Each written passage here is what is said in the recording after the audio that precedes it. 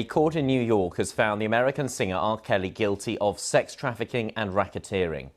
He was convicted of running a scheme to sexually abuse underage girls, boys and women.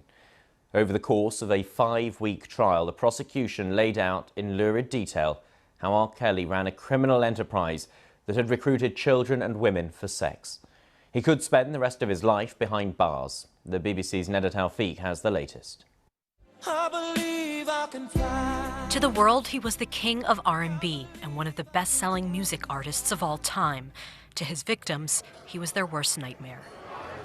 Today, they finally got justice after he was found guilty on all racketeering and sex trafficking charges brought against him by the government.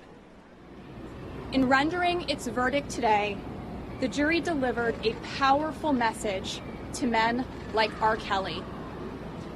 No matter how long it takes, the long arm of the law will catch up with you. A 5-week trial in New York laid out in lurid detail how the singer ran a decades-long criminal enterprise. Prosecutors said R.Kelly used a network of employees and close associates to recruit underage girls, boys, and women for sex. 45 witnesses gave evidence that R.Kelly was a predator who exploited his fame to entrap, control, and punish people, many aspiring singers. The accusations swirled around him for decades and reached a fever pitch after a documentary focused on the accounts of his accusers. One of those women, Geronda Pace, testified in court.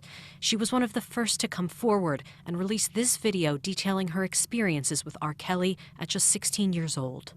I was a victim of sexual abuse, mental abuse, and physical abuse, all at the hands of R.Kelly. In an interview with the BBC, Kitty Jones also shared her story. She said many accusers were black women who felt their voices didn't matter to society. Later, when I was introduced to one of the girls that he told me he trained, and since she was 14, those were his words. I saw that she was dressed like me, that she was saying the things that I would say, and her mannerisms were like mine.